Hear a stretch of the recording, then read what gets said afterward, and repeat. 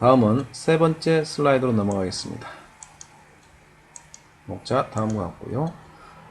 이곳에서는 학생들의 범자연수 연산의 오류에 대해서 제시를 하고 있습니다.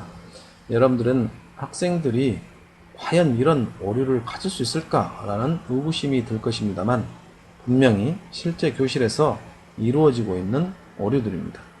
첫 번째, 10 이상 자연수의 덧셈에서 바다 올림이 있는 덧셈을 할 때 학생들은 이런 덧셈에 대해서 바다 올림이라는 개념이 없어서 영어 같은 경우는 그냥 세로로 더해서 바로 숫자를 써버리는 경우이죠. 이런 경우에 역시 교환하는 것에 대해서 익숙해져야 되는데, 이러한 교환하는 것에 대해서 익숙해지려면 자립값 개념을 분명히 이해시켜야 합니다. 다음은 무조건 받아올림하는 오류가 있습니다. 학생들이 계산만 하면 그냥 무조건 받아올림하는 오류가 있고요. 받아올림을 2번 이상 하는 오류가 있습니다. 그 다음에 받아올림을 제일 앞자리 하는 오류가 있을 수 있고요. 받아올림을 할 수를 내려 쓰는 오류가 있습니다. 또는 받아올림을 하지 않는 경우가 있을 수 있고요. 또 더한 결과를 병렬로 쓰는 오류가 있었습니다.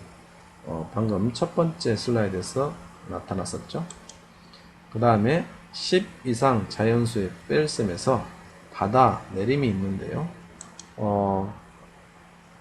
바다 내림이 있음에도 불구하고 바다 내림이 그 바다 내림에 대해서 인식을 하지 못하고 이것 같은 경우는 큰 수에서 작은 수를 빼는 것만 인식을 하고 있습니다. 그래서 51에서 8을 뺄 때 1에서 8을 뺄 수 없다라고 생각하는 거죠. 큰 수에서 작은 수만을 뺀다라는 어떤 자립값 개념이 존재하지 않기 때문에 이런 현상이 벌어집니다. 그래서 결국에는 뺄셈이든 덧셈이든 바다 올림이나 바다 내림이 있을 때 학생들은 자립값 개념을 분명하게 이해하고 있어야 됩니다.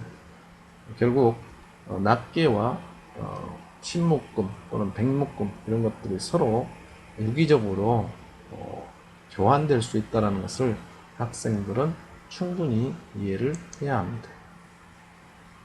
이 학생 같은 경우는 무조건 빌려주는 오류가 있습니다. 또 빌려오고 1을 빼지 않는 오류가 있었고요.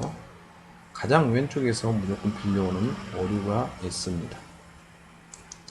0을 건너뛰거나 10으로 쓰는 오류가 있을 수 있고요. 거꾸로 빼는 오류, 이거는 큰 수에서 작은 수만 빼는 오류가 되겠습니다.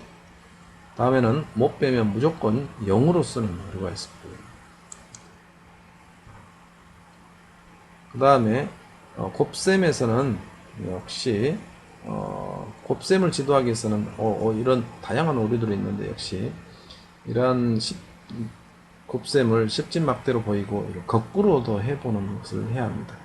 그래서 그러한 예를 모는 종이를 통해서 이해할 수 있도록 하면 참 도움이 될 것입니다.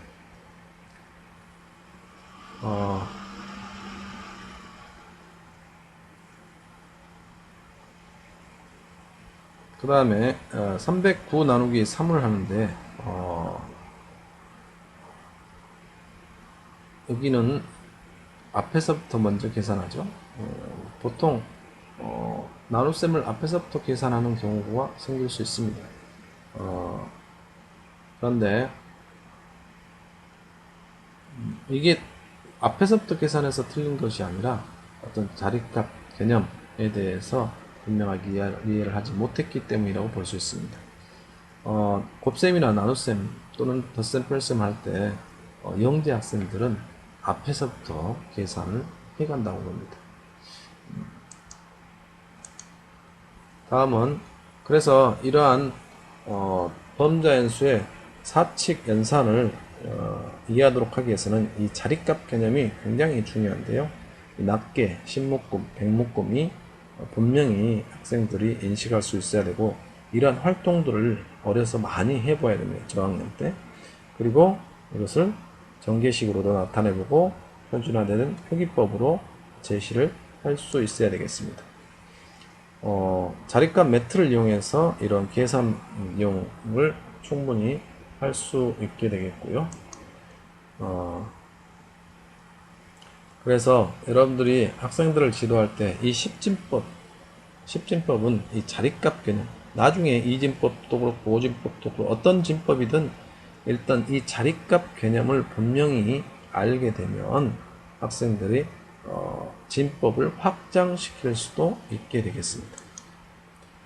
이러한 자립값을 위한 모델로 콩과 컵 모델, 빨대, 다발, 플라스틱 큐브 이런 것들이 될 수 있고요. 이런 것들은 역시 10, 100 이런 모델을 만들 수 있는 것이어야 되겠습니다. 스트라이프스, 스퀘어스나 찜블럭과 콩과 주머니 같은 이런 것들, 우리 보통 이제 우리나라에서는 이런 10진블럭 같은 또 수 모형으로 잘 제시되어 있기 때문에 1, 10, 100, 1000까지 충분히 잘 나타낼 수 있죠. 다음은 수 감각을 발전시키는 활동을 할 수 있어야 되는데요. 보통 상대적인 크기를 비교하는 것은 한 숫자가 다른 숫자와 갖는 크기 관계를 알아보는 것과 관련이 있다고 볼 수 있습니다.